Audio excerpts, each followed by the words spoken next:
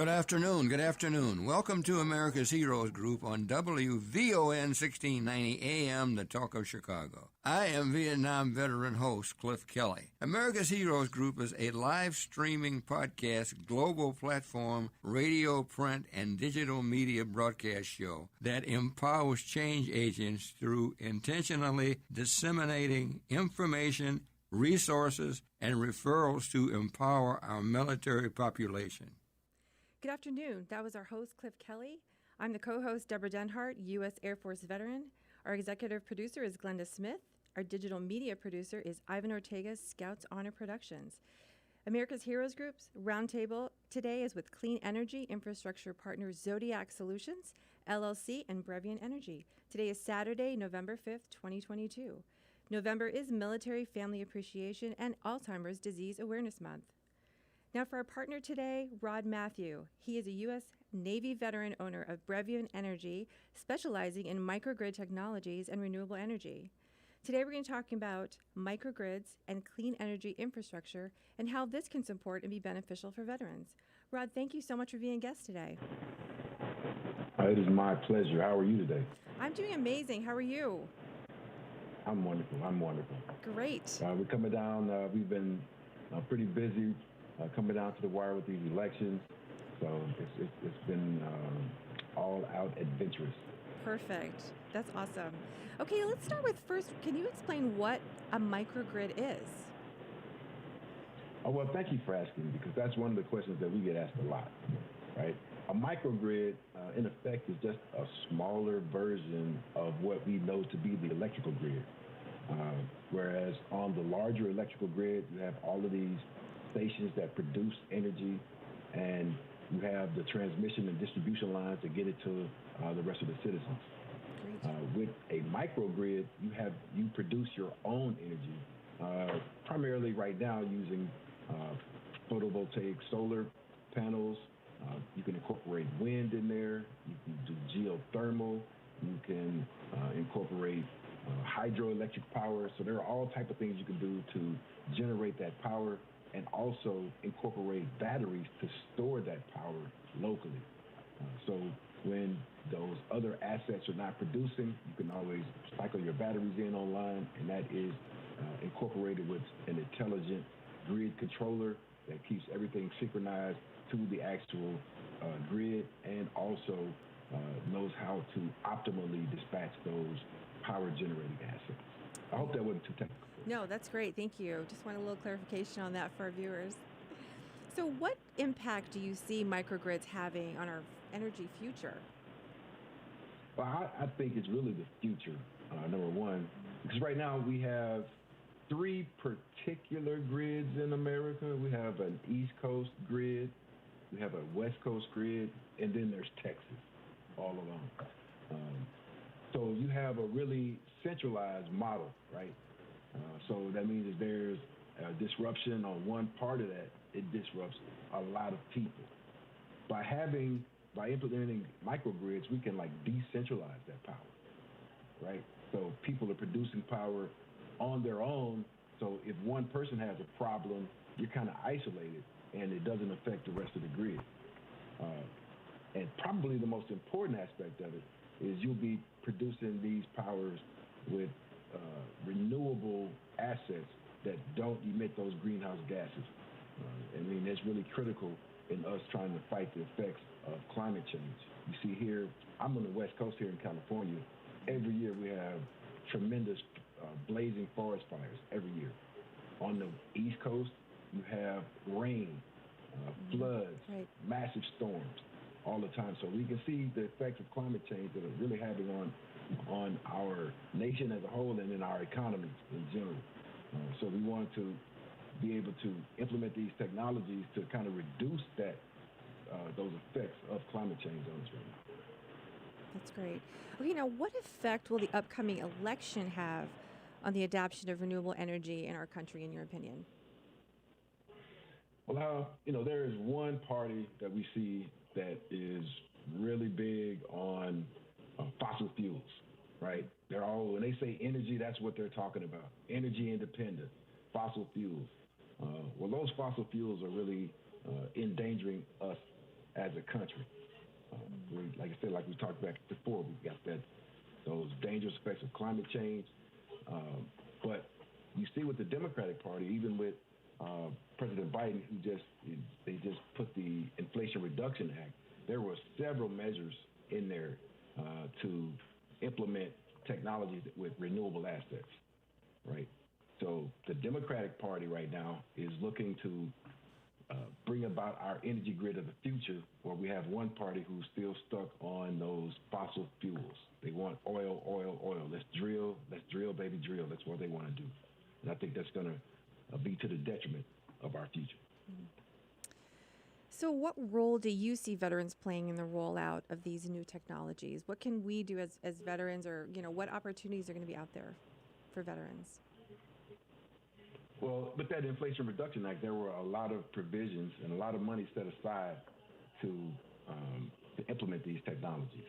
And as veterans, we stand to gain a lot. There are a lot of training that's available for us, as in particular, to gain these skills, because they're really going to need a workforce to roll out and implement these technologies en masse, because they're looking at electrifying cars. All of our automobiles will be electrified here in the next 10 years or so. So it's going to take a lot of people to do that, and veterans are really positioned to do that because we have background fundamental training already, and then they're making other training available to us. What qualities do you think veterans could bring to this that you see would be invaluable in this new type of, a work opportunity? Like I say, as veterans, we are trained to be accountable, number one. We're responsible people. For sure. We've been trained to, we get an objective, you give us an assignment, and we just go with it. So that's been one of the big assets that I think veterans can really bring to the table when it comes to this. That's great. So in your mind, what areas of the country are quickly moving to adapt these renewable energy technologies? Well, here in California, where I am, there are a lot of not only federal credits, but there are a lot of state incentives to help people implement these technologies. So there's a 30% investment tax credit that you can get for implementing these technologies. Also, within the state, there is what's called a self-generation incentive program that can provide additional funding, and the individual investor-owned utilities like SDG&E, TG&E, and SoCal Edison have additional incentives. So, effectively, 60 to 70% of your project, depending on who you are and how you're implementing, could be paid for. On the East Coast, states like New York, Connecticut, even in Chicago, in the Illinois area, they have what's called SRECs, where it's another form of an incentive that's provided by the state, as well as these other incentives provided by the federal government. So we can see these, the western states, the eastern states. I would say in ERCOT, in the Texas area, those are good areas because of the resilience that we can bring about, right? So you don't have to worry about losing your power. That's great. This technology can be deployed anywhere, but we see where it's growing fastest is on the East Coast and on the West Coast. That's a lot of incentives, right? People should be jumping at that. Absolutely. Don't you think? Absolutely. In addition to, and again, with that, the Inflation Reduction Act, they even increased the amount of incentives that are allowed for that. They're trying to really expedite the adoption of this new green economy effectively. I think everyone's seeing that, something needs to change, right? We can't keep going the way we're going right now.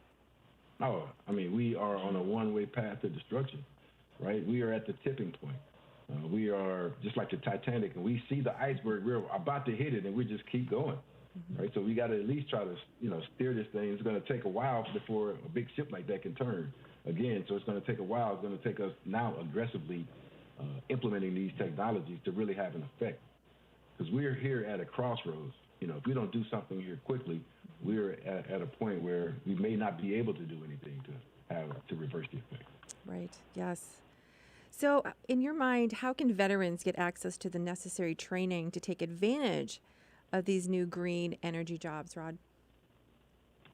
I know on a previous conversation we had a few months ago, we kind of spelled out a lot of really free training that's available to veterans. Wow. So I would suggest going back, checking the website. I know on the website we put a link up there to that. So, a quick Google search on renewable energy training for veterans could probably pull up about 10 different programs right in your local area.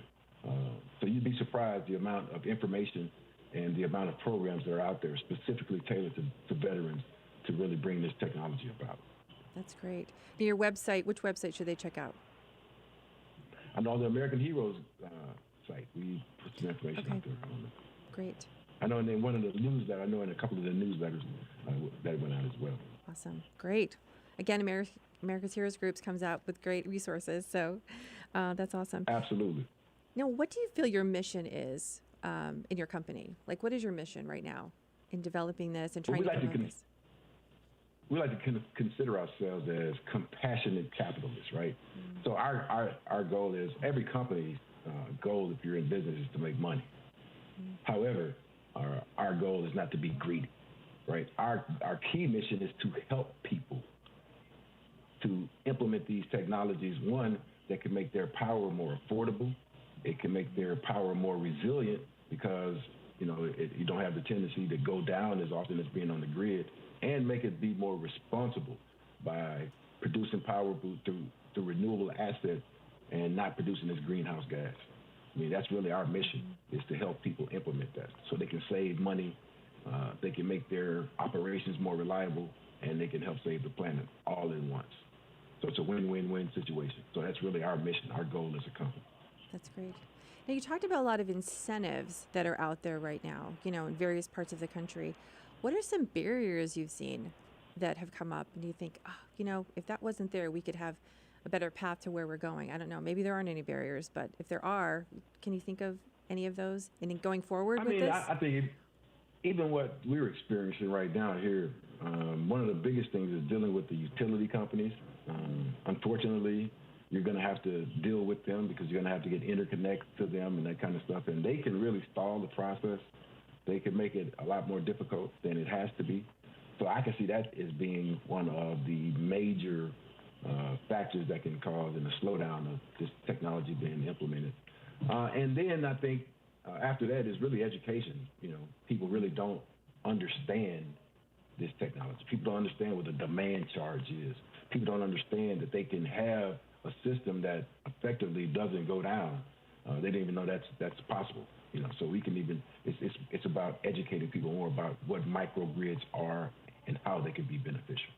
So I think once more people get to understand what that is, really it's a no-brainer to implement that particular technology. It's going to save you money, make you more resilient, and help save the planet. Why would you not do it? Absolutely, absolutely. Now, I know when I was in Holland, I saw a lot of windmills. So do you think other countries are more conscious of, green energy and just kind of saving, being more sensitive, I guess, to our environment and what we're putting into it? I just know it just seemed like in Europe, it just seemed a little more like common to see types of, different types of. Well, one of the things energy. that's a blessing and a curse for America is, we were really one of the first to implement an electricity grid, right? Mm-hmm. So it's great, all of our citizens got electricity, but by doing that, we implemented it with a lot of older technology, and we're of the mindset, if it ain't broke, don't fix it. So to get us to change now, after we've had hundreds of years of this, technology deployed like it is, to get us to now all of a sudden say, okay, we're going to get rid of fossil fuels, we're going to go to all this renewable sources of energy. A lot of people, number one, it's going to disrupt a lot of people economically, right? There's a big industry built on selling fossil fuels. Huge. They have a huge lobby and all of that. So that's going to disrupt that entire industry. So that's why you see it being slower to adapt. But you see other countries that didn't have the advantage of 100+ years of having a grid already implemented. They didn't have the advantage of having all of this fossil fuel right under their land that they could just drill for and get out of the ground. So they had to come up with other ways. So because we had these resources available to us, which is a blessing, but it still is a curse now because we are so stuck in how we utilize them till we don't want to get off of them. So that's how I see that. Right. So if we keep going where we're going, where do you see this going? Like, how do you see, like, 5 years from now, 10 years from now, what's going to happen if we don't change what we're doing? I mean, if we stay on our same track, I mean, we see it every year. We're seeing more frequent storms, and they're more intense. You know, they're dropping all kinds of, just this past year, we saw storms that we never saw that kind of water or wind with the storms. And they're only getting more intense because the sea is warming up that fuel these big storm systems. On the West Coast, you're seeing every year fires grow more massive. Our fire season is growing, it used to be about 3 months. Now it's about 6 months. Pretty soon it'll just be fire season all year. So we're really seeing the impact on our climate. I mean, and it's very tangible. So it's not like, oh, well, it may be happening. I mean, you can walk outside and see it with your very eyes. So and I think that's going to be so important for us to roll out these technologies to try to curb that. Do you think implementing this type of energy too would help our economy? Absolutely. Absolutely. Number one, it will make people have power that was much more resilient. So number one, you don't have to worry about your power going down as much. Two, you're not spending as much power. You're not spending as much power. As much money on your power now. So you have more money to, like we're working with a lot of nonprofits. They have more money now to put towards their programs and causes. And if you're a business, you have more money put now back to your bottom line. So that makes you more sustainable. Right? So sustainability is really the key. So that makes you more sustainable. Absolutely. I know in some countries, I know on the East Coast, where I came from, you could pay $300 a month for electricity. It's very expensive. Oh, yeah, easily. Oh, California is even worse, right? In San Diego, here where I am located, I'm with San Diego Gas and Electricity. We have the highest utility rates in all of the United States. Wow. The entire United States. So for us here in this market, it's really like shooting fish in a barrel because, I mean, whatever you can do to get off of those rates, and they have what's called time of use, where from, say, 7 o'clock a.m. to 3 o'clock in the afternoon, you're charged one rate. From 4 o'clock to 10 o'clock, you're charged a super high rate. And then from like 10 a.m. from 10 p.m. to like 6:30 a.m., you're charged another rate.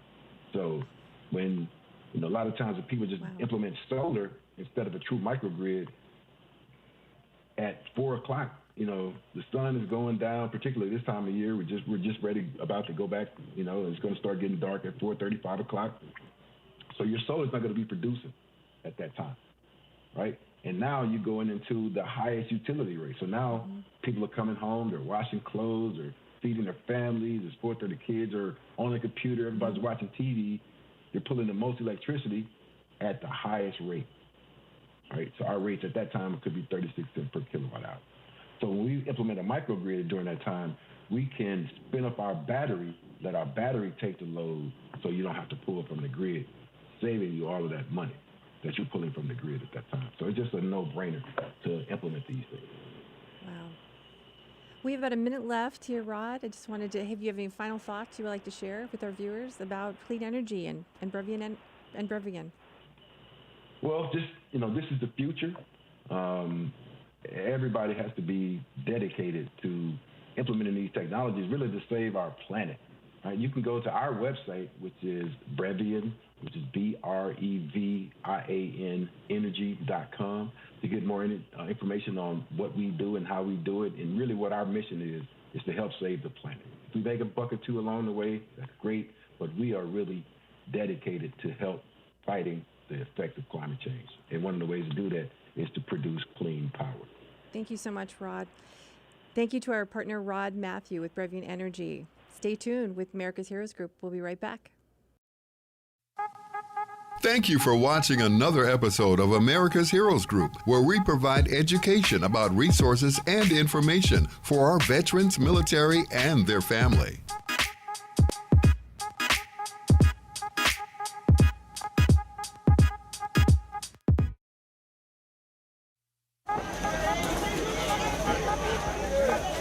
We have in our Chase bags, we have a care package of hygiene, we have shaving equipment, we have razors, and for the women we have the same personal hygiene items for them as well.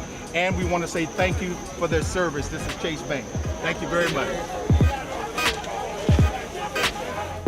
People in the neighborhood, free haircuts, the service, the food. You look good.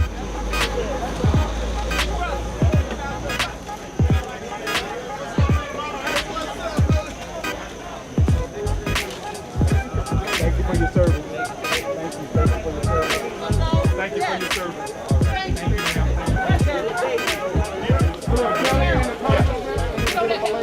Okay. On behalf of Cliff Kelley, America's Heroes Group, we sincerely thank Chase Bank for coming where it matters to help homeless veterans have a hot meal today and a care package. We are sincerely grateful for this partnership. Yes.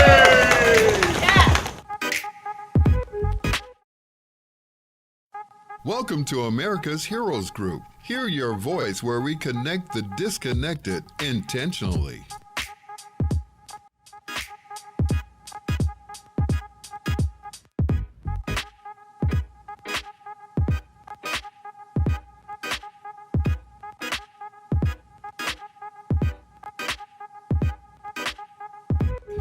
Is Cliff Kelley, the governor of talk radio, the icon of radio throughout the world. Chauncey Spencer II and I, again, share a special relationship. His late great father, Tuskegee Airman Chauncey E. Spencer, took me as a child on my first airplane ride. Wow. Yeah. This is something that people need to see. Often we don't, do the things to show how great our people are. It changes the paradigm of how people think about us, about the collective consciousness of what it means to be us. And we've been having great conversations about trying to get more African Americans into aviation. And we got a bill. Thank you for joining America's Heroes Group Roundtable. We are globally connected with Kaiser Health News. Today is Saturday, November 5th, 2022. November is Military Family Appreciation and Alzheimer's Disease Awareness Month. Our host is Cliff Kelley. I'm your co-host today, Debra Denhart. Our executive producer is Glenda Smith. Our digital media producer is Ivan Ortega, Scouts Honor Productions. And today we're going to be joined by panelist Julie Appleby with Kaiser Health News. Julie, thank you so much for being a guest today. Julie is a senior correspondent with Kaiser Health News, which is an editorially independent program of the Henry J. Kaiser Family Foundation. Julie, thanks so much for joining us today. Great. Thanks for having me. Now, we're going to be talking today about your article, Kaiser Health News article, Shopping for ACA Health Insurance. Here's what's new this year. And what a great article, Julie. It was amazing. Thank you. Yes. Thank you. Great information. It was just awesome. Now, I know you're a senior correspondent, and you also, let me just continue. You also you report on health insurance, healthcare treatments and costs, and policy affecting hospitals and other medical providers. Before joining KHN, Julie, you spent a decade covering the health industry and policy at USA Today. Pretty impressive. Well, thank you. Yes, it's been fun. That's great. Okay, now let's start with, the beginning. What is the Affordable Care Act, open enrollment period, and how long does it last? Well, that's a really good question. Open enrollment is basically sort of like the window of time during which you can change your plan or join a new one or make adjustments to your current plan. And remember, this is the Affordable Care Act, and this is what people buy who don't get job-based insurance for the most part. So these are folks who are self-employed. Maybe they work for a company that doesn't offer health insurance coverage, or they're a student, that type of thing. So they go on these marketplaces and buy their own insurance. And right now is the annual open enrollment period. And it's basically the main time to sign up. Now, there's a few other times during the year. If you have like you change your job or you lose your insurance or you get married, there's some special enrollment periods. But this is the main one for everybody. And it was kind of put in place because they didn't want people to wait until they got sick to enroll in coverage, because you need a kind of a nice mix of healthy and sick people to make insurance work. So they didn't want people to wait until they got sick. So they said, hey, there's one time a year when you can sign up. And this year, it happens to run from November 1st through January 15th. But if you want coverage that starts, January 1st, if you're on a calendar year, you need to sign up by December 15th in most states. So that's kind of what the open enrollment period is all about. Okay, great. Now, who is eligible to get an ACA plan? Yeah, that's a really good question, too. So who buys it? Like I said, people who don't get their coverage through their jobs, that kind of thing. So there's a few other requirements. You've got to live in the United States. You've got to be a U.S. citizen or a national, and you can't be incarcerated. So those are sort of like the main three eligibility criteria. Okay. Now, who qualifies right now for a subsidy to help purchase the coverage? Yeah. There are a lot of subsidies to help folks buy coverage, and most people who buy an ACA plan get some kind of subsidy. So let's just kind of run through it a little bit. So to get a subsidy, you cannot have job or government insurance that's considered affordable. So if you have a job or if you have coverage like in the VA or TRICARE, you might not qualify for a subsidy, with one new exception that we can talk about later. But that said, most people who do buy an ACA plan get a subsidy, and those subsidies help offset the premium. And some people also get some additional subsidies to help them with things like the deductibles and copays. So subsidies, they got a boost. A year or two ago. Remember when the American Rescue Plan was passed by Congress during the COVID pandemic, the early days, and then signed by President Biden in March of 2021. And then this year, the Inflation Reduction Act, which Congress also passed and Biden signed, I think, in August, created these enhanced subsidies. So what does that mean? It means that right now, people who earn up to 150% of the federal poverty level, and for an individual, that's about $20,385, and for a couple, it's about $27,465. So if you earn up to 150% of the federal poverty level, you can get an ACA plan with no monthly premium, essentially, because the subsidies fully offset it. So you can get a zero premium plan. After that, going up the income scale, there's a sliding scale subsidies for people who earn up to 400% of the federal poverty level. And those sliding scale subsidies they're based a little bit on income, and they're based on the cost of the plan, and they vary, but they offset part, or in some cases almost all, of the premium cost of a plan. Then after that, after 400% of the federal poverty level, which is about $73,000 for a couple, after that, there used to be this cliff. People would call it a cliff, where if you made like $1 more than that 400%, you would no longer get a subsidy. And that could be a real shock, because these plans, even though it's called the Affordable Care Act, they can come with some pretty hefty premiums. And if you don't get a subsidy, it can be a lot of money, and particularly the older you get, because the Affordable Care Act allows insurers to charge older people more than younger people. There's a limit how much more they can charge them, but the older you get, because your health care costs are probably going to be higher the older you get, the higher your premiums can be. So now, under these new enhanced rules that are in place until 2025, people over 400% of poverty might still get a subsidy, because they're only required, they're required to pay 8.5% of their household income towards the premiums before these subsidies kick in. So depending on how much your income is, you might still get a subsidy even at those levels.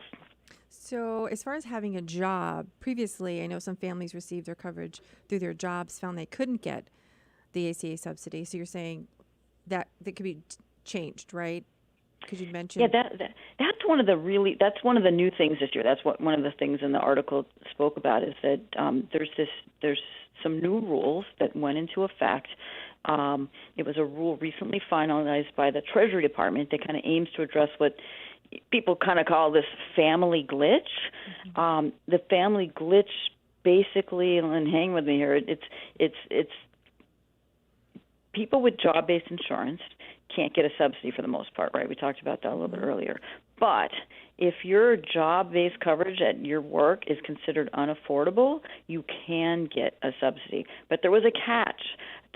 Previously, before these rules, they would look at the cost at your employer for single coverage only for just the employee and base it off of that. So if that was considered affordable to you, then you wouldn't be able to get an ACA subsidy. But they didn't consider how much it would cost to add your family, and that can be a lot more, right? So they didn't consider that cost. It was not part of the calculation. So what happened was a lot of families couldn't afford it through their employer, but either they did and it took a big chunk out of their paycheck to have that family coverage, or they went uninsured, but they couldn't go on the Affordable Care Act and get a subsidy. So that was kind of considered the family glitch. But now, starting next year, they're going to look not only at what it would cost at that workplace to just cover the employee, but how much that worker would have to pay out of pocket for their share of the premium cost to add their family members. And if that amount is more than 9.1% of their expected 2023 income, they could choose to go on the ACA and see if they can get a subsidized plan that might cost them less. Now, it might not save families money, but it might. So what the experts tell me is that families really need to look at this and weigh the costs. In some cases, the employee might stick with the job-based plan and their family might go on the ACA and get coverage. But when you're looking at something like that, you got to think about, well, then you got 2 deductibles to meet a year maybe, and this, that, and the other thing. So you've got to kind of do the math. But for people who do qualify, there was a Urban Institute study a while back that looked at this, and they thought that on average families would save about $400 per person, per family member, by signing up for this, because they would be able to get the subsidies. But that's on average, and not every family would save. So that's something that's new this year, is if you get coverage through your work, but you have to pay a lot out of pocket toward the premium, it might be worth looking at seeing whether or not you meet that 9.1% threshold, and if so, whether or not it might be less expensive for your family to get an ACA subsidized plan rather than sticking with what you have at work. I think anyone would be looking into how to cut the costs, right? I mean, premiums for health insurance can be so crazy, right? Right. Yeah, it's not inexpensive. It's not. Yeah. Now, besides the premiums that we're talking about, what are the other costs in an ACA plan? Well, yeah, you've got the premiums, and remember, premiums are going up a little bit this year, right? Because we've had inflation and that kind of thing. So just the premiums in the ACA plans are going up on average about 4%. Wow. So that sounds like bad news right off the top. But remember, most people get subsidies.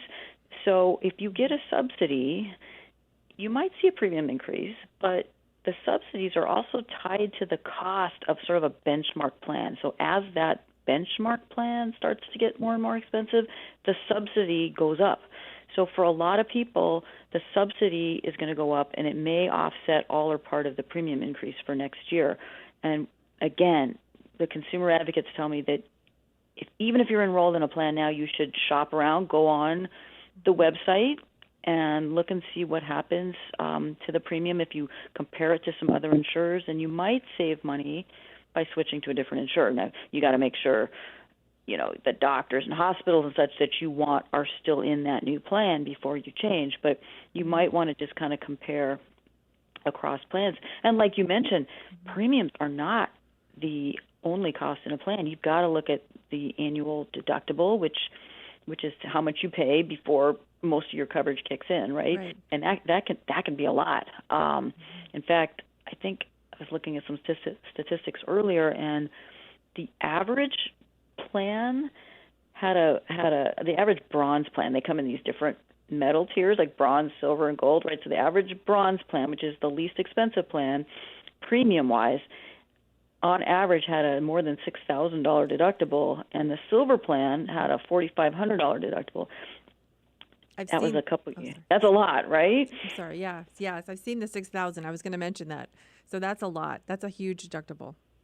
Yeah, but again, there are subsidies available. I think slightly more than half of the ACA marketplace has folks that qualify for additional help, and that additional help can lower those deductibles. I mean, by a lot.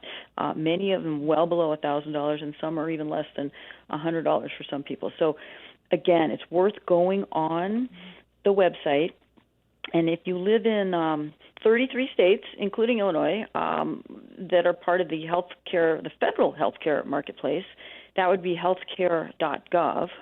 And then 17 states run their own marketplaces, and they're called different things in different states. Like California's is called Covered California, and so you need to find the website for that. But most of the states are in healthcare.gov, and you can go on there and put in your information, your zip code and that type of thing, and your family size and your income, and it'll show you the plans available in your area and also what subsidy you might get, and then you can compare some of these deductibles and copays across the various plans.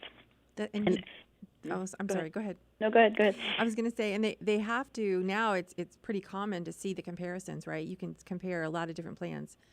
Yeah, you can see all the different plans in the marketplace. That's why you want to make sure you're on the official healthcare.gov site or on your state marketplace, or talking to a broker or an assister or a navigator who's going to show you all the plans in your area. But you don't want to just see a few of them, so show you all the plans. And some places have quite a choice. But there's another new thing this year.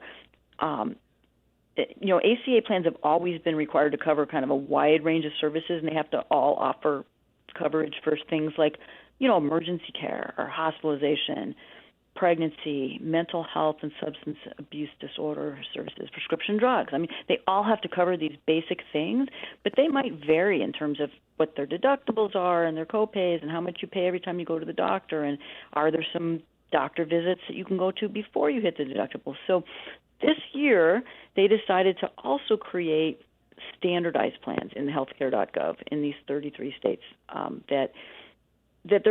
these standardized plans are going to have the same deductibles and copays, on the theory that as a shopper, it might make it a little easier to kind of compare one plan to another, because they all have the same exact annual deductible, and they all have the same drug copay deductible, or this, that, and the other thing. They all are the same. And I went on the other day just to see how this works. And you need to go on, and you need to click the plans. You need to go on the filters button, and then they're calling them easy pricing. Oh, okay.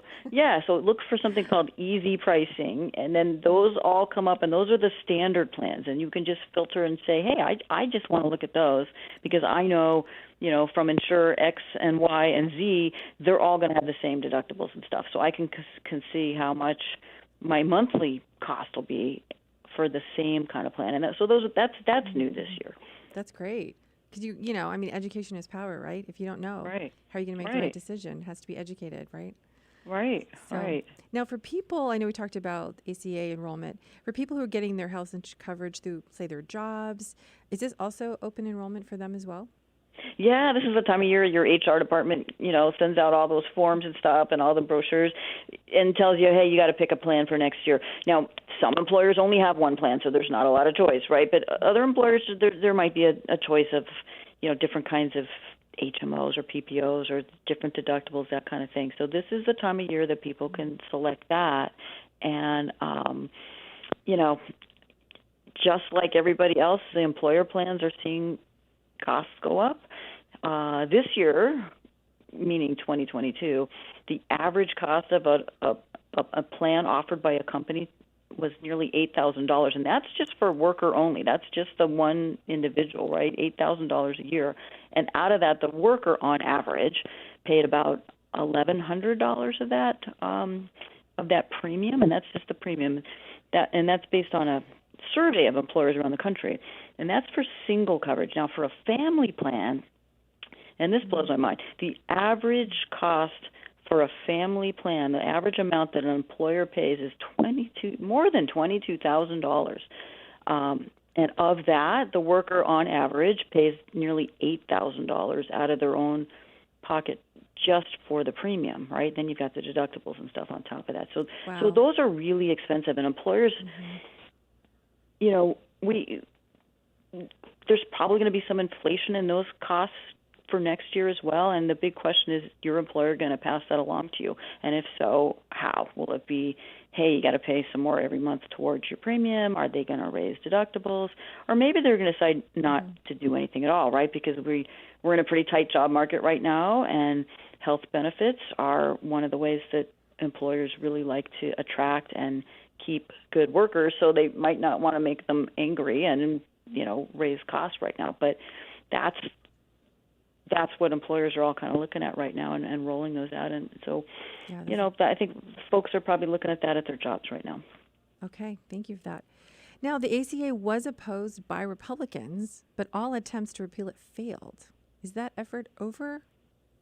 Yeah, you know, it seems like it in a way. It seems like, I mean, we heard a lot about repeal and replace a few years ago. We haven't heard a whole lot now. It's almost like it's become normalized. I mean, this year, I think there were 14.5 million people who bought an ACA plan. It was the highest ever, partly because of these enhanced subsidies we talked about earlier. So there's an awful lot of people who buy their coverage. We haven't heard a whole lot about replacing it, except, again, last week we did hear out of Arizona, the Republican candidate for governor, Kari Lake, said she wanted to see it repealed and replaced with something which she didn't specify what, but she seems to be about the only person right now who's kind of campaigning on that issue. Okay. Now, along the lines of that, what about court challenges in the ACA? Are any still pending right now? Yeah, we've seen a few, right? So they've gone all the way to the Supreme Court. Every one of them so far has been knocked down, but there is one pending, actually out of the same court in Texas where we saw some of these others start. There's a case that looks at a piece of the Affordable Care Act, and it's the piece that many people are familiar with. Like, you know, when you go in for, I don't know, a mammogram or a colonoscopy or certain kinds of other screenings, you don't pay anything. It's for preventive care. You don't pay a copay. There's no deductible. You just basically get it for free. That is part of the Affordable Care Act. But U.S. District Judge Reed O'Connor, back in September, he said that one of the ways the government decides what's on that list, you know, these treatments and screening tests and vaccines and other types of things, one of the ways the government chooses those that'll be covered without any kind of cost sharing by the patient, he declared unconstitutional. Ultimately, that might mean some patients are going to have to start paying their share of the cost of, like, cancer screenings or part of the cost of drugs that prevent the transmission of HIV and that kind of thing. But right now, his ruling only applies to the people who brought the lawsuit. So for now, that kind of cost sharing is still in these plans for next year. Most of the experts I've spoken to think that the judge's ruling is certainly going to be appealed. It may go all the way to the Supreme Court. Who knows? But that process takes some time, and in the meantime, this coverage remains, and you can still go get your mammogram or that type of thing without paying anything toward it. And no decision is expected before at least the start of 2023, because he's having the folks who are involved with this lawsuit come back in early January to talk about kind of next steps. So I think the earliest we're going to hear is then, and that's pretty much the biggest case that's sort of out there pending right now. But another question I think people might have going into this year is because we've heard a lot about abortion services and abortion coverage in health plans and the Dobbs decision, right? So a lot of states are passing rules restricting abortion. What happens with your insurance plan really kind of depends where you live and what your coverage is. But let's just go back to the ACA because that's what we were talking about. So in ACA plans, already, even before the Dobbs ruling, 26 states restricted abortion coverage in ACA marketplace plans. But 7 states, opposite to that, require it as a benefit in both their ACA plans and, frankly, employer plans purchased from insurers. So there are 7 states that require it and 26 states that restrict it. So that's still also sort of, we'll have to see. And if you have any question, what your plan covers on any of these topics, really, you need to dig into the plan documents and try to check your documents, check on healthcare.gov, call the plan, ask what's covered and what's not covered, and you can find out that way. That's great. Now, as far as coverage, I know some people probably might not have paid their premiums right from last year. Now, would that prevent them maybe from not be able to, get the ACA coverage they need? Right. That in the past would have, but under, again, another change that was temporary, it's kind of related to COVID, they're going to give folks that, and also if you haven't reconciled any kind of subsidies you get with the IRS, because you have to show what your income was for the year if you got a subsidy and get re-enrolled and get that subsidy again. So both of those things are on hold for another year. So insurance plans need to sign you up. If you haven't paid your past premium, they've got to sign you up again and take you on. And also the IRS is going to continue to kind of look the other way if you haven't quite reconciled your previous year's subsidies with them. So that shouldn't be a problem for enrolling this year either. That's great. And for those who want to change some of the ACA coverage, in their states, what do you recommend them to do? Meaning changing if they want to switch plans or what? I'm sorry. As far as like what the state will cover, is there anything individuals can do that you've learned through your research that we can do? Like say, they want the abortion part to be, part of the plan, or they want certain coverage to, things like that. Would you suggest their congressman or senators? Well, I think they'd have to work with each state legislature to see what they're going to cover, and that can be a really tricky issue. But yeah, people could ask their state lawmakers to do that. Each state, it gets complicated. Each state picks a benchmark plan, and it's usually based on some kind of employer plan for what their state's going to cover in the ACA that's offered in their state. So it sort of depends what employers are offering in your state and which plan gets picked. But that's certainly something that, if you've got some concerns about that, you should talk to your local state legislators about what are you doing about XYZ coverage, because I'm very interested in that, and find out what they say. Oh, that's great. Now, did you find that COVID-19 had any impact on, what was seen in ACA, subsidies or anything like that? Did that have any impact on any of these things today? The subsidies, maybe not so much. I think what we're seeing is, back early in the pandemic, a lot of people didn't go to the doctor, right? We didn't want to go out of the house. We didn't want to go in a doctor's office. So a lot of people didn't go in. So for a while, insurers were bringing in premiums but not spending very much of that premium on actual medical care because people weren't going in. That has changed. People are going back in now. Sometimes they're going back in sicker than they would have been because they did put off some cancer screenings or this or that or treatment, and now they might be sicker. So the costs are going up, and I think that's partly what we're seeing reflected in some of the premiums going up. But I think we're going to see more of that actually in the following year because, and also the current inflation of just everything, right? So I think we might be seeing rising premiums for a couple of years now just based on that. But that had a big impact for a while. For a while, insurers were not spending very much money on actual medical care because people weren't going in, but that's rebounded, and people now are going back in, and sometimes, unfortunately, they're not in very good shape, and so that they're having to have more care. Great. Thank you so much, Julie. Now we have about a minute left. Do you have any final thoughts for our listeners? Yeah, people should definitely just shop around, look at the plan you've got now. Maybe you really like it. Maybe you want to stay with it. See what else is available. Just make sure that the doctors and hospitals that you want to see are in your new plan, in their network. It's very important to stay in network with a lot of these plans. So that would be a phone call to make or something to check before you switch plans, just to make sure. And again, there's help out there. The Biden administration did fund these groups called Assisters and Navigators that can help people kind of wade through the complexity of this and help you get coverage. And you can find numbers and lists of those on healthcare.gov and also on your state programs. And there's a number of state groups that are trying to help people sign up for coverage as well. Well, thank you so much, Julie Appleby, for being our panelist today and our partner, Kaiser Health News. Stay tuned with America's Heroes Group. We'll be right back. Thank you for watching another episode of America's Heroes Group, where we provide education about resources and information for our veterans, military, and their family.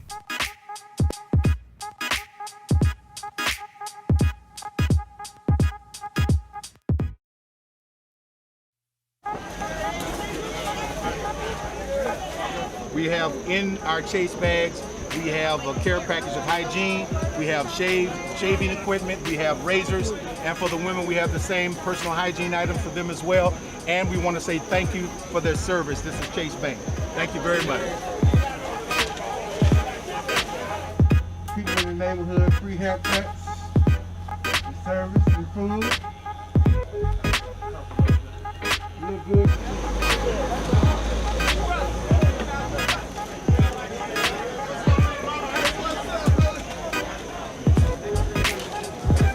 Thank you for your service. Thank you for your service. Thank you for your service. Okay. On behalf of Cliff Kelley, America's Heroes Group, we sincerely thank Chase Bank for coming where it matters to help homeless veterans have a hot meal today and a care package. We are sincerely grateful for this partnership.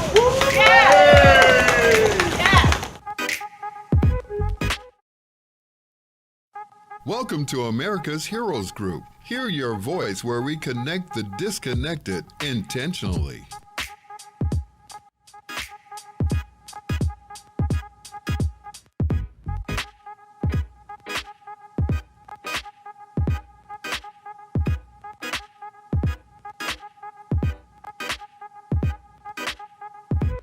Who is Cliff Kelley, the governor of talk radio, the icon of radio throughout the world? Chauncey Spencer II and I, again, share a special relationship. His late great father, Tuskegee Airman Chauncey E. Spencer, took me as a child on my first airplane ride. Wow. Yeah. This is something that people need to see. Often we don't, do the things to show how great our people are. It changes the paradigm of how people think about us, about the collective consciousness of what it means to be us. And we've been having great conversations about trying to get more African Americans into aviation. And we got a bill that we're trying to get passed that would allow the Pell Grant to be used to help finance aviation education. This is where I started with this entire conversation by saying, if it were not for America's Heroes Group, I would have given up. So I want to get all my accolades out the way on behalf of America's Heroes Group. Ms. Glenda, thank you. Thank you for encouraging me to press on. I would encourage you all to support this organization. One thing for sure, America's Hero Group is out there. Ms. Glenda will take the time. Ms. Glenda Smith will take the time to listen to you and to steer you in the direction that you need to go. Thank you for watching another episode of America's Heroes Group, where we provide education about resources and information for our veterans, military, and their family.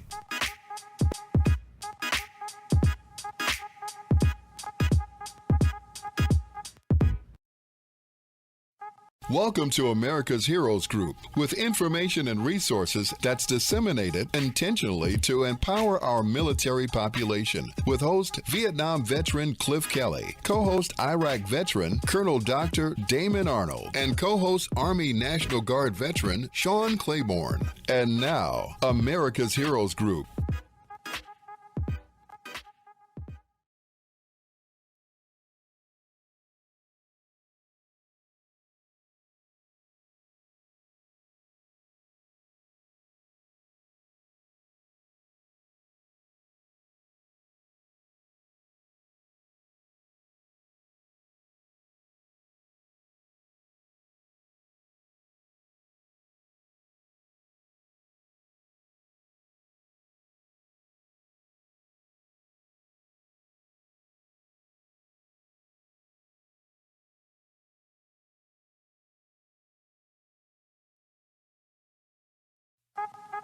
Thank you for watching another episode of America's Heroes Group, where we provide education about resources and information for our veterans, military, and their family.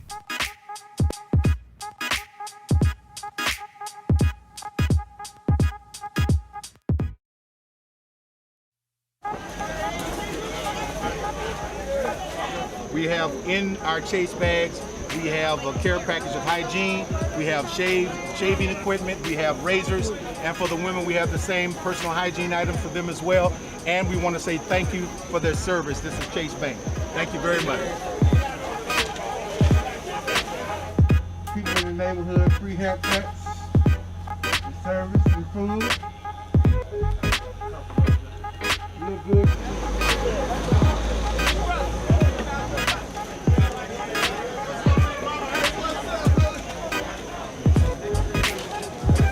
Thank you for your service. Thank you for your service. Thank you for your service.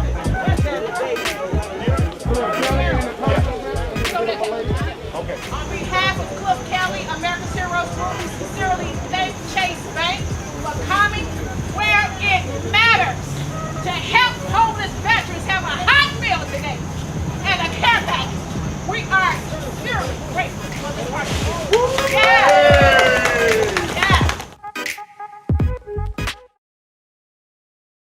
Welcome to America's Heroes Group. Hear your voice where we connect the disconnected intentionally.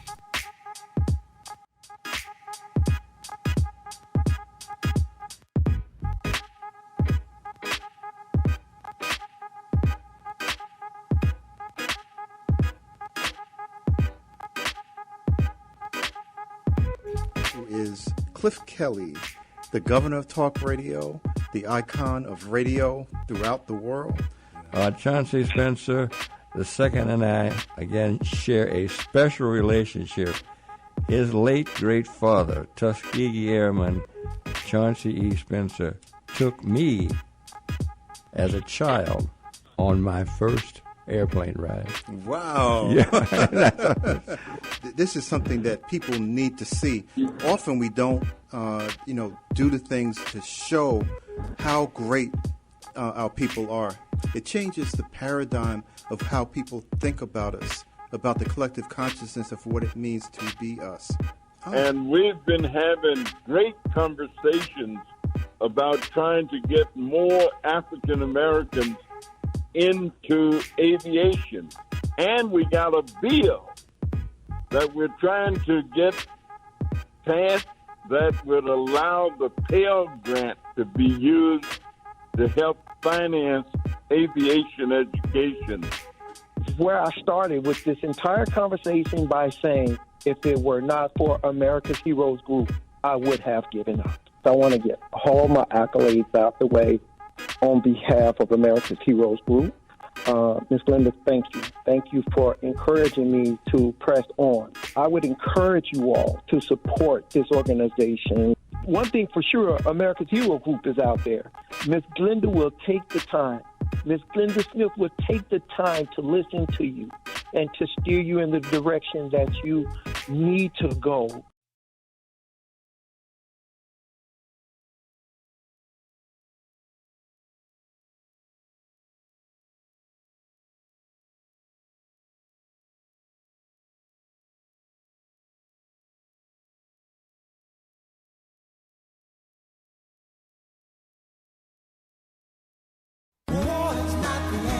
Hi, I'm Cliff Kelley, Vietnam veteran and host of America's Heroes Group, the game changer in radio, print, and digital media programming. We are a roundtable talk show where information, resources, and referrals are provided intentionally every Saturday to empower our military population on WVON 1690 AM, the iHeart Radio app from 4 to 6 p.m. Central Standard Time. Please visit our website at www.americashg.org.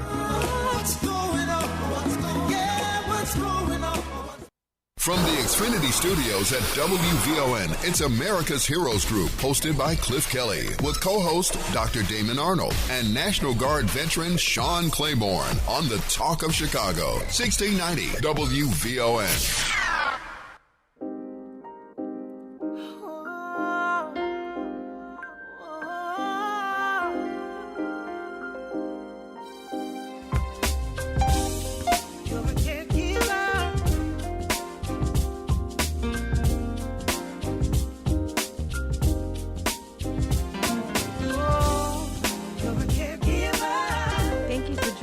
today on America's Heroes Group Roundtable. We are globally connected. Military Families Matters with partner family caregiver Keisha L. Jackson. Today is Saturday, November 5th, 2022. November is Military Family Appreciation and Alzheimer's Disease Awareness Month. Our host is Cliff Kelley. I'm the co-host today, Debra Denhart. Our executive producer is Glenda Smith. And our digital media producer is Ivan Ortega, Scouts Honor Productions. Today we're joined by our partner Keisha L. Jackson, who's a U.S. Air Force veteran and family caregiver. And her panelist is Daphne Wright. She's a certified financial planner and founder of Flourish Financial Pathways. Thank you, Keisha and Daphne, for being our guest today. Yes. Thank you. How are you all doing? Doing well. Thank you. Great. I'm doing well as well. Perfect. Daphne, before Daphne gets started, Debra, I just wanted to say to you and all of my fellow veterans that are present, active duty, or have retired or have gotten out, I salute you for this upcoming Veterans Day. And as you mentioned that, November is National Family Caregivers Appreciation Month. So this is definitely my heart, my topic, my passion, being able to provide and share information for family caregivers. So today's topic, talking about debunking or the myths about long-term care, I feel that this is really important, whether you're active duty, whether you're caring for someone active duty, or whether you're retired, a veteran, or whether you're caring for a retired veteran or someone that has gotten out of the military. Absolutely. Thank you for that. I'm also a U.S. Air Force veteran. I forgot to mention that. So, Keisha, we have something in common. Yes. So, yes, what a great topic, dispelling myths about long-term insurance. So let's start off with some of those myths. What are some misconceptions about what Medicaid will cover when it comes to this? Well, Medicaid is actually for persons who are in lower income. So it's a lot of people say, okay, Medicaid will cover that, but first you have to qualify. So just about each state is going to have different Medicare rules, and that will be based on income limits, size of the family. And so first you have to qualify for Medicaid. So a lot of people will be on Medicare, and we can talk about that too, but Medicaid will be for very low income. And then oftentimes when you find out how much you may need to put out, and I'm going to kind of more think of, you'll have two situations. You'll have people who can start off affording expenses, or you can have people who already are under those kind of the low-income guidelines for their state. So if you qualify for Medicaid, you're not going to have a problem. But here's where it comes in, where people may be close to that, or they find out that they're exhausting a lot of their assets. There are spin-down rules in order for you to qualify. Oh, okay. So what are some of those rules? So basically, spin down is it's the concept that just comes into play so that a person has to come under those certain income levels and asset levels, or they'll be disqualified. So it's the way to legally bring down your income and your assets in line with the eligibility requirements. So I've dealt with some people who spin down. This is not something people generally want to try to do, but oftentimes it is needed, because otherwise you're looking that you really will just continue to exhaust your assets. But what each state is going to set, they're going to have something called countable assets. You also may hear the term non-exempt assets. So these are just liquid assets. So these are going to be like your bank account, stocks and bonds. And generally the limit for that can be pretty low. So like in my area, it's like $2,500. So you'll have to spend down your assets. And then there's some things that are exempt. So they say you can keep this. You may be able to keep your house. Generally, if it's not of a certain value. And here's the other thing, that it kind of depends on particular states if you're married or not married. So if you have to go into a nursing home and you're single, that house may not be exempt. But if you have a spouse that has to stay in the house, then it be exempt, so the spouse can stay there if it's not if the value of the house is not above the limits as well. So in other words, it's a type of getting rid of your assets, so you have less to claim. Yeah, is that what you're saying? Getting rid of your assets, and there's some strict guidelines where they're going to make sure, they're going to try to make sure, because some people will try to do this as a strategy. They say, oh, let's get rid of our assets. So you really have to be careful. There's something called the look back period. That's usually for most states 60 months or 5 years. And so, before Medicaid does it, they're going to try to make sure that you didn't have assets that you gave away. Like you may give away your money to your cousins and friends and things like that, or a car, so that you can qualify. So if you do that, right, you literally, and they find out, which they're going to really try to check, right, then it will disqualify you for additional months that, for the period of time that you've done that, and you usually will push out more. You'll probably be in worse shape. Right. So just by doing that. Just don't do it if you can. Yes. Correct. You will get caught. You will get caught. Correct. So what are some things that people really need to know before considering the purchase of long-term insurance? So long-term care insurance is, first of all, I think that just kind of statistically, according to the U.S. Department of Health and Human Services, someone turning 65 today will have a 70% chance of requiring some long-term care service support during some time in their life. And in the case of women, the typical long-term care need will last a little bit over 3.5 years compared to men, which is just a little bit over 2 years.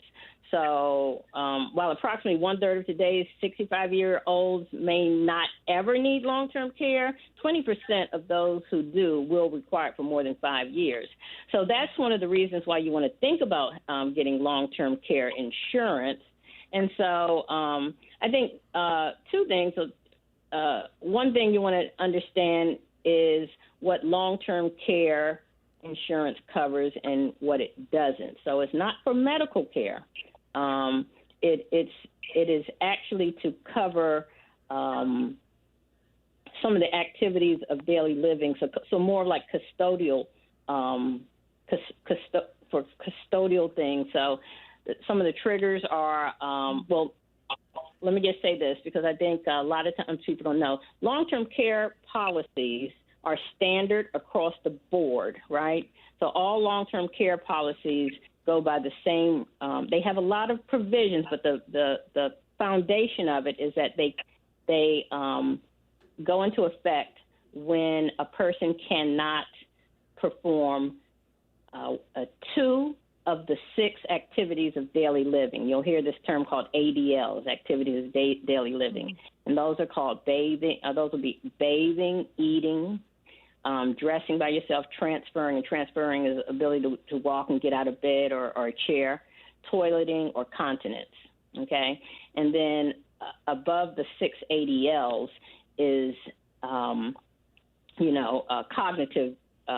cognitive impairment like Alzheimer's or dementia.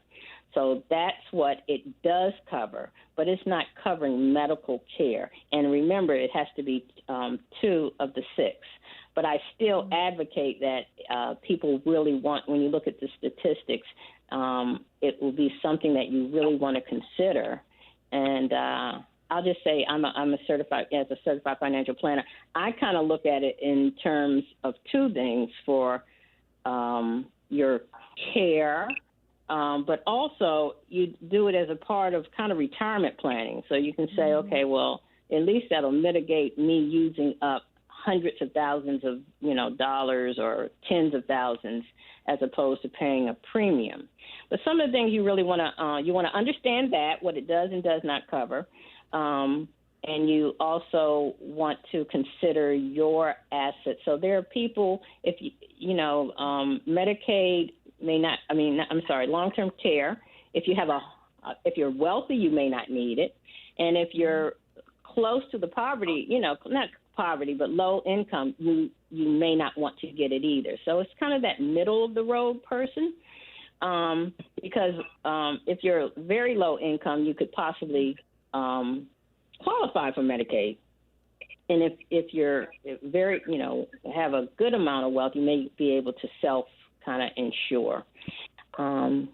I think the thing I would just think about with long-term care is you want to think about it for yourself.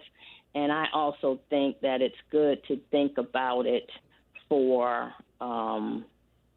parent, if your parents, or that, you have parents who, even if they're not, in a bad place now, because it would be hard to get it if you're not healthy. If you know that if something happens, you'd probably be responsible for your parents, or you would probably be coming out of pocket, you may want to try to get that before they're too old and it would be affordable to you. Yeah, did you say that long-term care insurance, is that a federal, where do the guidelines for that, for the standards of that come from? So that it is the National Insurance, NAIC, I think, sets those standards for it. But you'll be getting long-term care insurance from private care, the insurance companies. Okay, so is every state different? Would every state have different types of insurance available for that? So it's really not a state program like a Medicare or Medicaid. So it's not a state program, but yeah. Okay. There may be different rules for the insurance, but all in all, those are not state programs. Okay. Thank you for clarifying that. Mm-hmm. Now, can you respond to the myth that most elderly people receive long-term care in nursing homes? Well, a lot of people are not. I mean, most people are not going into nursing homes. A lot of people will be having. First of all, most elderly people aren't even going to nursing homes. Many will never need to be in a nursing home. But then let's just talk about those who have some kind of impairment. Many people are staying home. They have home health care. People coming in to assist them. And I'll just say these long-term care policies, if you're looking for that, that's one of the provisions you may want to have, and that's going to be pretty prevalent, that you can have home health care. You may have family members helping you. Other things that people have is like adult daycares, things like that, some community programs, but more and more people are staying home, and that's going to definitely cut down on costs. And if you have these kinds of these coverages, or you have people to help, a lot of people are just have family caretakers. The affordability can really be high for a person for a nursing home. Right. Oh, absolutely. I mean, you think about 24-hour, coverage in a nursing home and some cost to that. What is the average cost for someone to, say, for example, a nursing home? Are there any numbers out there on, Yeah, actually a good place to go on there is by state, and you can go on the Genworth cost of care, because that's really going to vary. It's really going to vary from state to state. But if someone's going to be and having long-term care needs, you're going to get into the hundreds of dollars, even for daily care. Yes, and I can kind of bring that up, and I think that may be a good time to just think about Medicare. What does Medicare cover? Oh, true. Yes. What does Medicare cover? So, that's kind of also a myth that Medicare will pay for long-term care expenses. So, Medicare, there's Part A and Part B, and there's the Part A for the hospitalization and Part B for medical. So, you're thinking a lot about your medical, but when you talk about long-term care, an extended stay, there are limits. So before Medicare starts to cover the cost of any hospital stay, the person's going to have to meet the deductible. So I think right now it's like $1,556, right? And then on the benefit period, we're talking about a hospitalization, right? So this is just talking, so when we're thinking of long-term care, I'm just trying to get the context of just being in a hospital. We're just not talking about someone who needs extended custodial care. But even with that, the benefit period starts the first day of the hospitalization and ends 60 consecutive days after the person's discharged from the hospital or the nursing. But for the first 60 days, there is no, you're not paying any coinsurance, right? But after from, days 61 to 90, you are paying $389 daily. Wow. Okay, it's going to be $400 in 2023. So for those days, then after the 90 days, you're paying $778 daily. That adds up. That adds up pretty quickly, right? It's going to be $800 in 2023. And then after 91 days in the hospital, then the insured pays all the costs. So you can really see, I think this is one of the biggest myths, that Medicare is going to pay for, these long-term stays. It does not. Wow. So is there only private insurance, to cover these costs? I know some organizations, help with the cost, but as far as in general, do most people who don't have the categories you mentioned, if they're wealthy, if they're, in the poverty range, is there any, type of additions, organizations out there to help, again, federally or statewide, to help cover some of these costs that? Well, I'm not really familiar except with the, the Medicaid programs to cover that. So that's why. Now, I can, you asked one thing about the states. Now, some of the states have been enacted, well, they're not covering this, but let me not go there because I may get a little bit too in the weeds, but not really. You're just going to have to try to, go to your states and see what kinds of programs you can get, but there's nothing that is, federally funded, because these are the things. But what a person can do, if they, for Medicare, you can get a companion plan with, you can either you can get a Medicare Advantage. That's one of the things on the Medicare menu. Now that will cover some of the costs that Medicare would not cover, some of the hospital stays. Also, there's Medigap insurance. That will cover some of the costs that beyond what Medicare will pay. And then many other people will have from their, maybe from their jobs, and that's becoming less prevalent, that they may still have coverage from, medical coverage from their jobs. But here's the other thing. That's usually medical coverage, right? Because I talked about hospitalizations. I'm not really talking about that long-term care when a person is needing, ongoing custodial care beyond skilled nursing care, and even for Medicaid. I wanted to add into that, Daphne, the Office of Personnel Management. I did want to bring that in. They have the federal long-term care insurance program. And so that may be another alternative for people, whether it's military or what federal jobs, to be able to look into the different programs that they have as well. Again, that's the Office of Personnel Management. Great. They have the federal long-term care insurance program. I'm going to jump in here really quick. We have about a minute left. We're going to close out, but thank you so much, both of you, for being guests today. Keisha Jackson and Daphne Wright. Keisha, our partner and family caregiver, and Daphne, your panelist. I really appreciate you being on the program today. So stay tuned with America. Thank you. Stay tuned with America's Heroes Group. We'll be right back. Thank you for watching another episode of America's Heroes Group, where we provide education about resources and information for our veterans, military, and their family.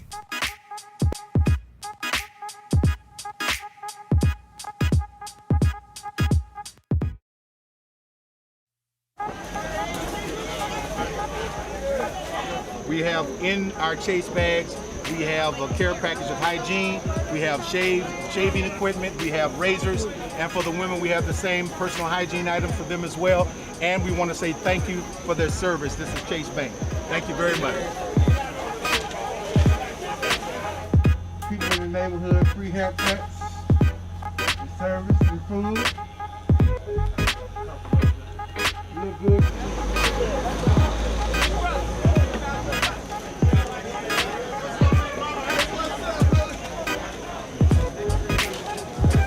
Thank you for your service. Thank you for your service. Thank you for your service. Thank you, Okay. On behalf of Cliff Kelley, America's Heroes Group, we sincerely thank Chase Bank for coming where it matters to help homeless veterans have a hot meal today and a care package. We are sincerely grateful for this partnership.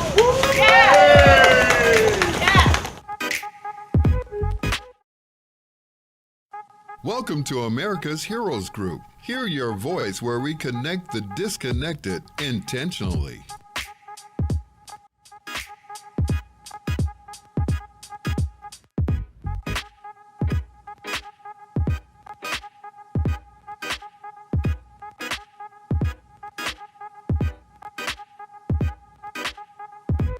Who is Cliff Kelley, the governor of talk radio, the icon of radio throughout the world? Chauncey Spencer II and I, again, share a special relationship.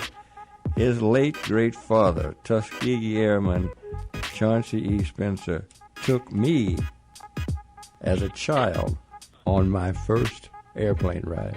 Wow. Yeah. This is something that people need to see. Often we don't, do the things to show how great our people are.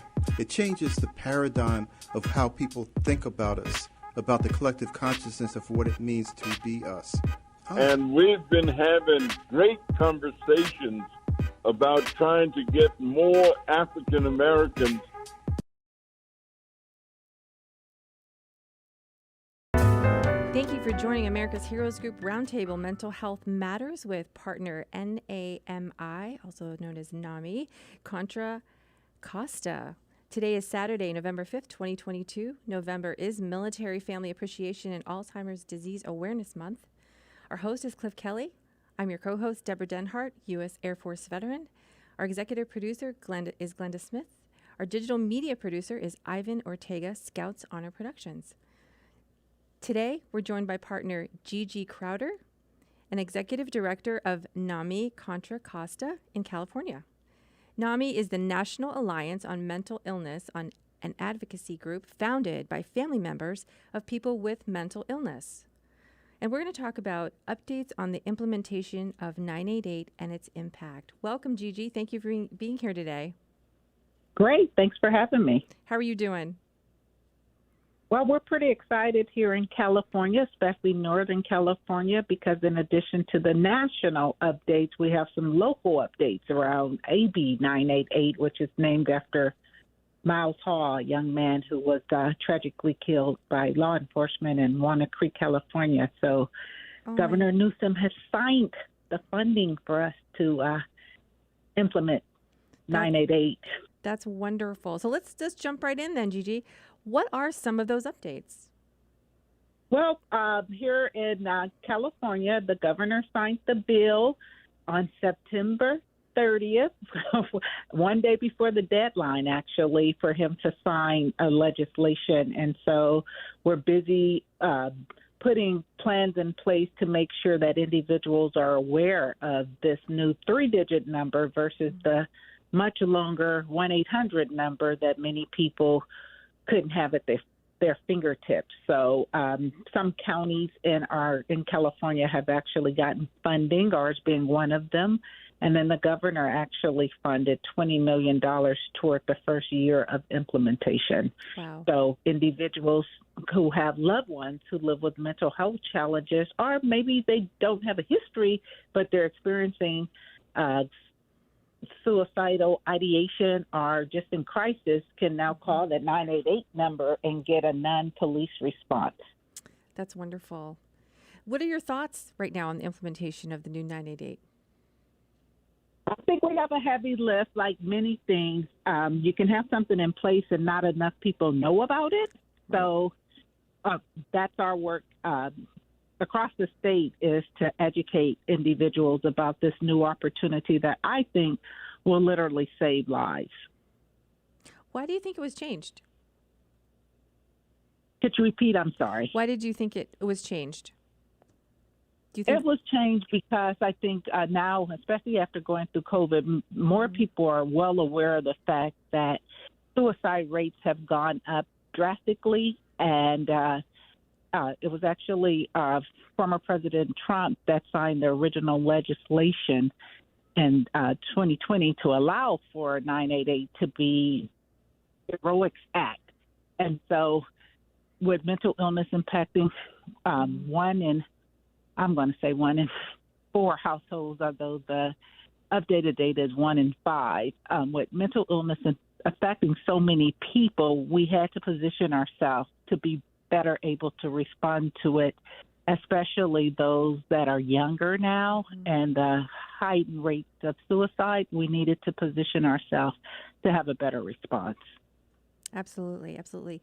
Now, as far as like the number, have you seen a positive result, or are people welcoming it? Are they trying to incorporate it into, the organizations? What do you think the response has been so far? So if you were to call any number that has anything to do with mental health, now you will see that if they're not in the office, there's a recorded message that says, if there's a life-threatening emergency, please hang up and call 911. If this is something where you're looking for resources and you need additional mental health support, you can hang up and call 988. So we certainly at NAMI have changed our message to indicate that individuals have that available to them now when we're not in the office. That is great. Now, I was doing a little bit of research, and I found that July 5th, in 2005, not July 5th, 2005, when they implemented the National Suicide Prevention Lifeline number 1-800-273-8255, that first year, there were 46,000 mental health-related calls just in that first year. Right. And we in California, we have the contract NAMI Contra Costa does for the COVID-19 response. And I tell you, our phones ring off the hook. There's been a 67% increase in calls since the implementation of 988.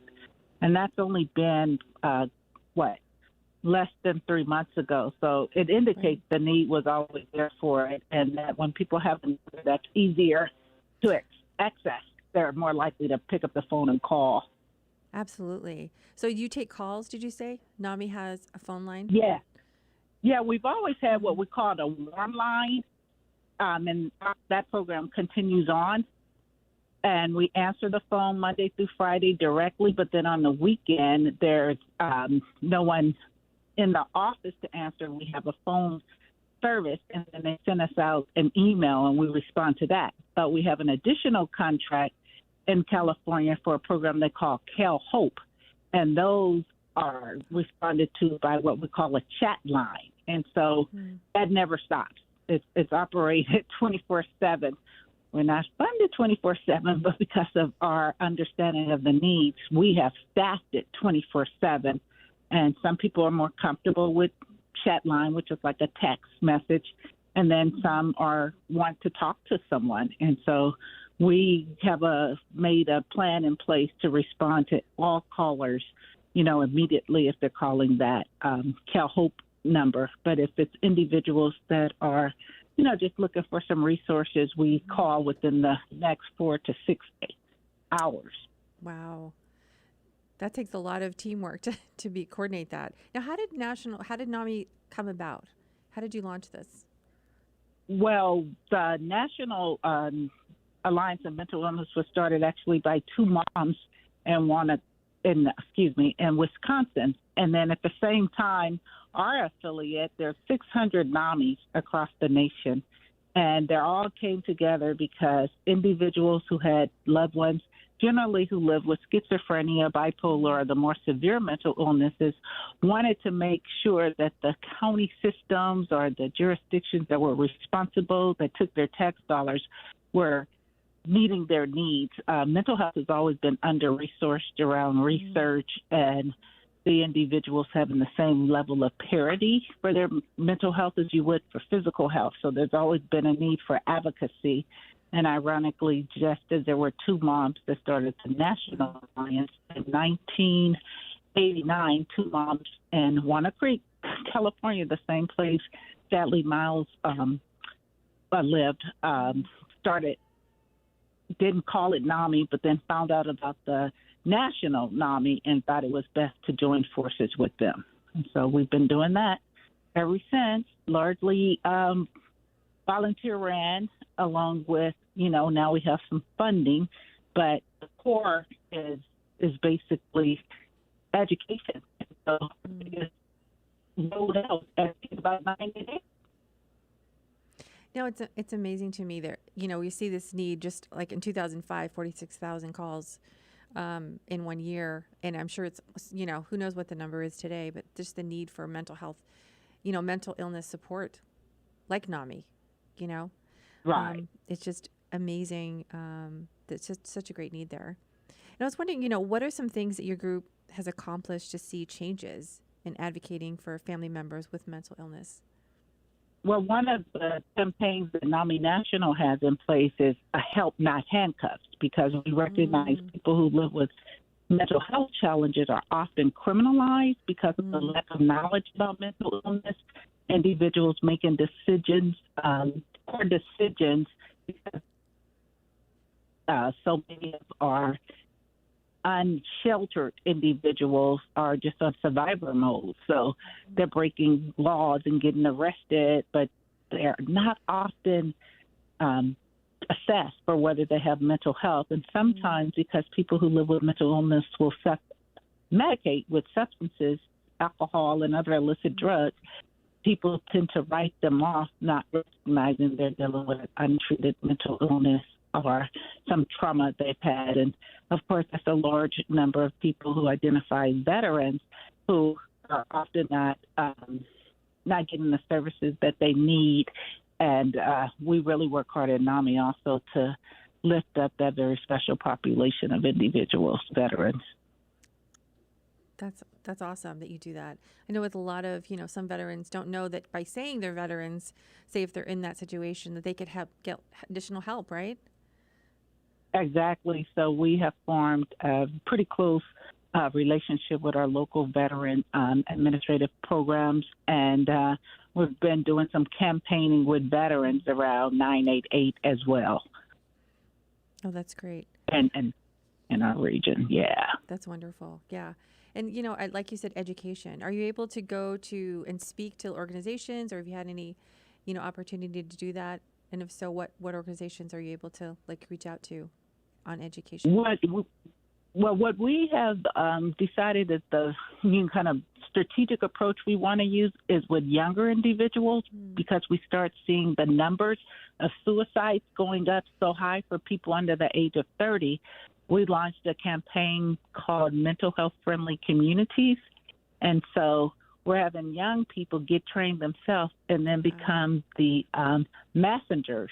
And as a part of that is the education around 988. NAMI has programs like Ending the Silence, which is about individuals from the age of 30 and under sharing what they could what needs to be put in place when a person is having a difficult time, but feels like they don't have anyone to talk to about it. And that's a very evidence-based practice at this point, tools that you can just recognize. So it falls in line with the California program called Knowing the Signs. When someone's struggling, it just creates a safer, more trusted environment for young people to talk among themselves without feeling like there's going to be negative consequences or misunderstanding. Absolutely. That's wonderful. That is so great. So educating them to know how to deal with other people dealing with mental illness. Is that what you're saying? Exactly. And then teachers and parents as partners.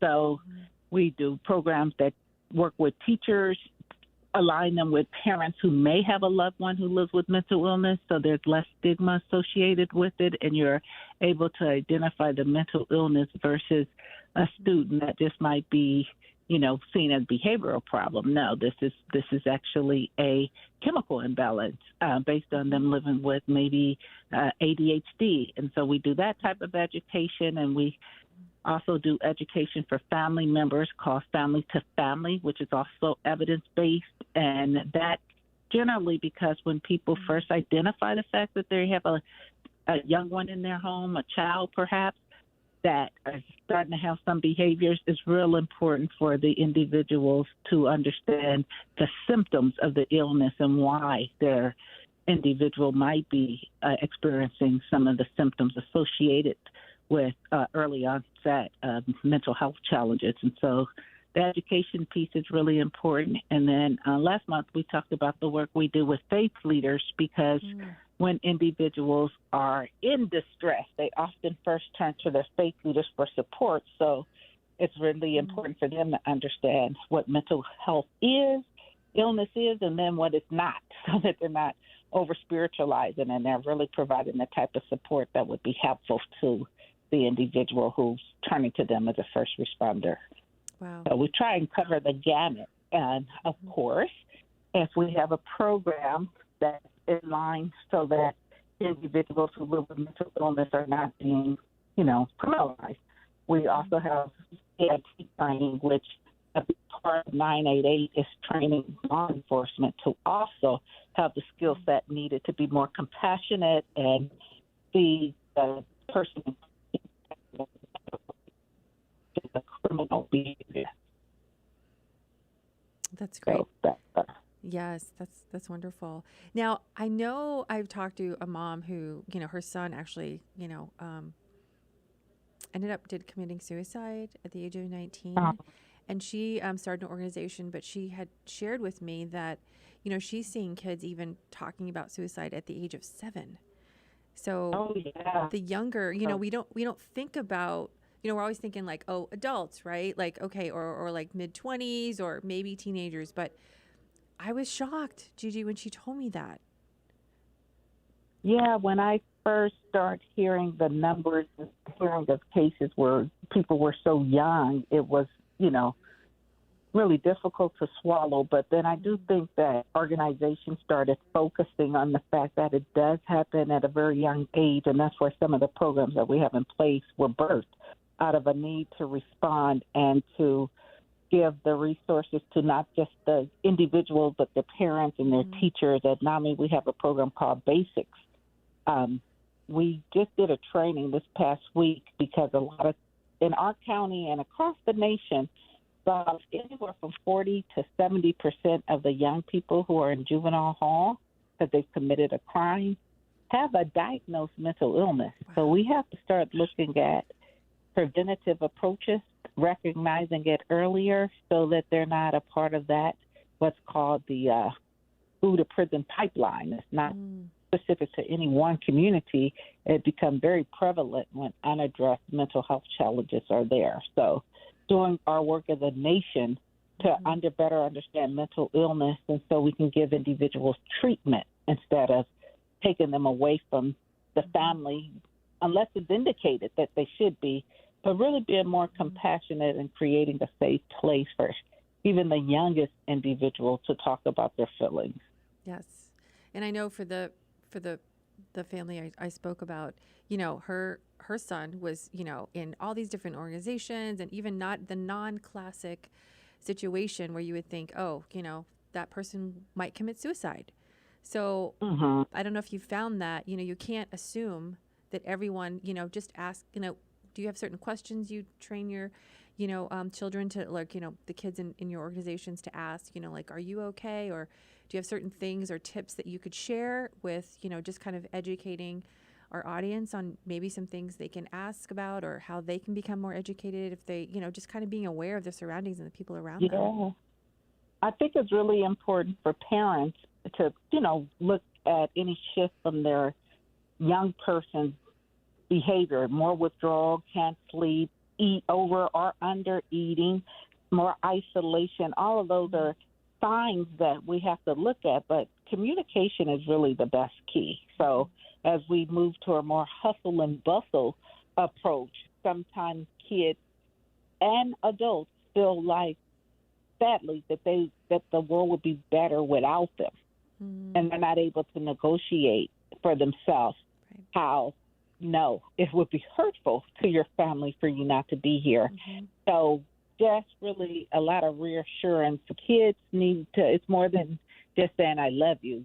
We really have to show our kids they're lovable so that they carry a skill set of being able to speak out, feel safe when they share, and then just feel like, they're the best thing that ever happened to the parents, Right. And as we started moving in the direction of a faster pace, I think the benefit of COVID was that we were forced to slow down and spend more time with family. Absolutely. But at the same time, children were more exposed to social media and other harms.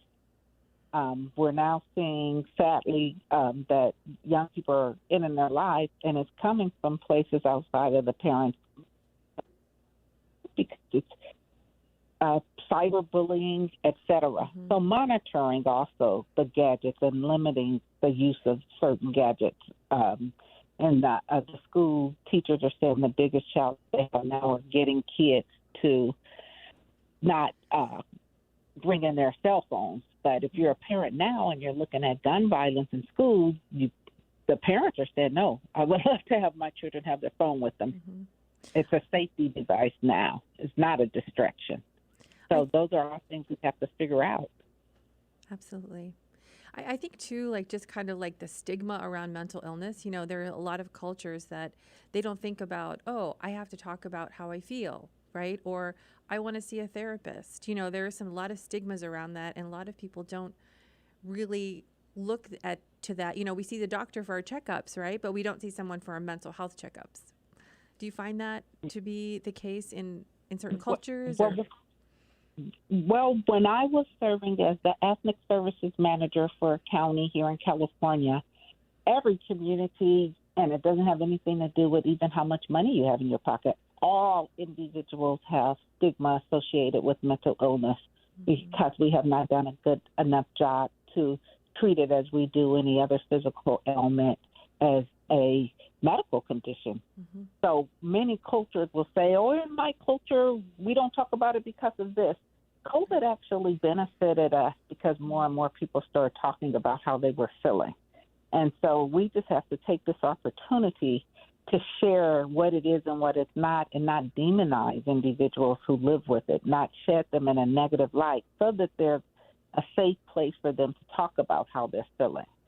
Because too many people are self-medicating. We have the challenge now with fentanyl and other opioids and alcoholism. It's because people have not been able to talk about and get the support they need, utilizing psychiatrists, social workers, etc., because there's some pretty good medications out there now. I think I'm seeing more commercials for individuals who are living with depression, for example, and bipolar disorder.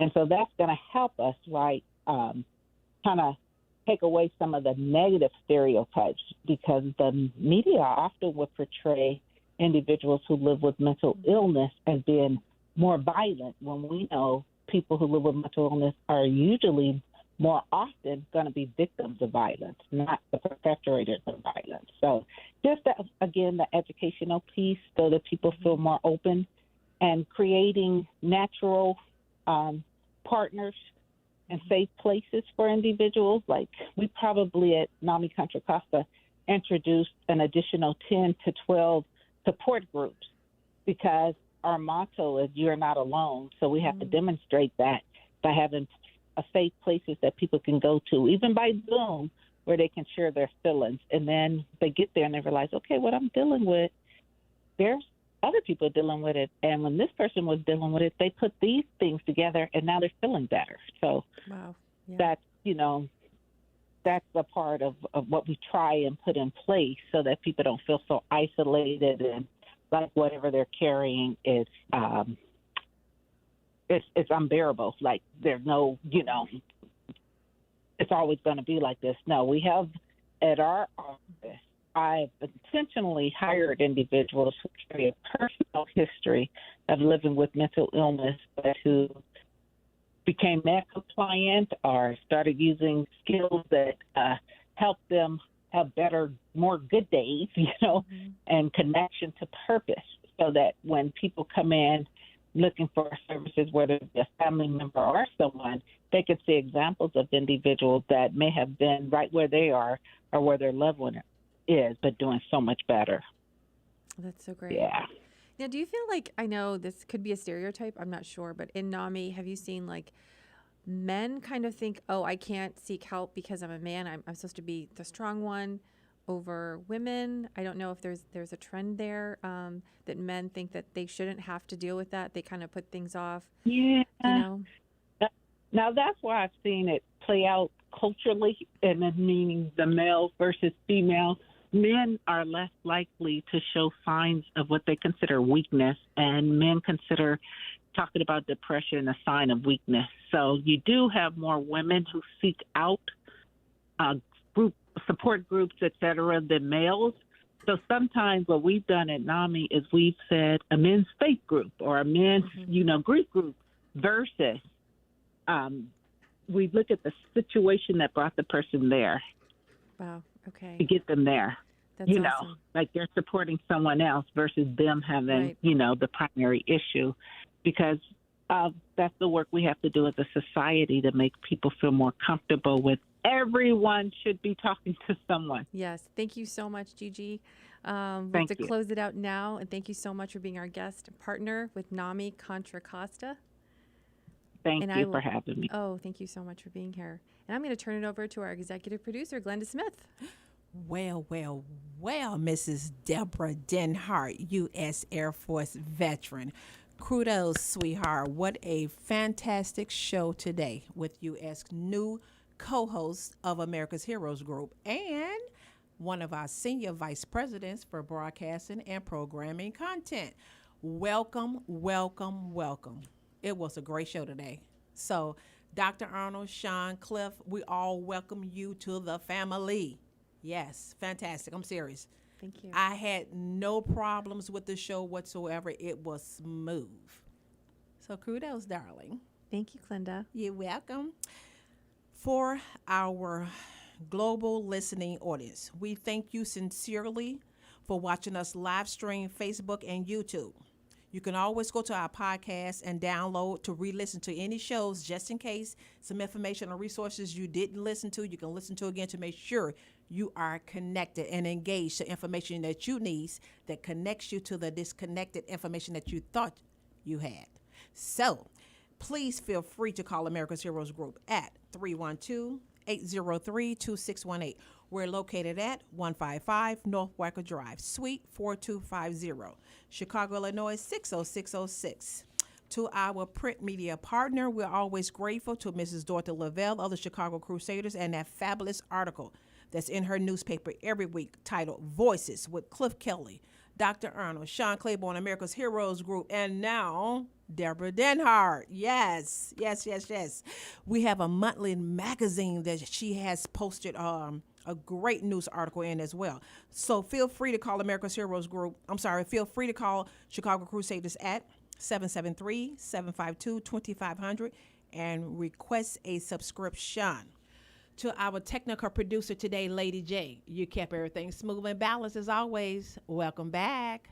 To the best digital media producer in the world, Ivan Ortega of Scott's Honor Production. To all of our veterans, past and present, on behalf of America's Heroes Group, we sincerely say thank you for your excellence in service, sacrifice, dedication, and bravery. November 11th is Veterans Day.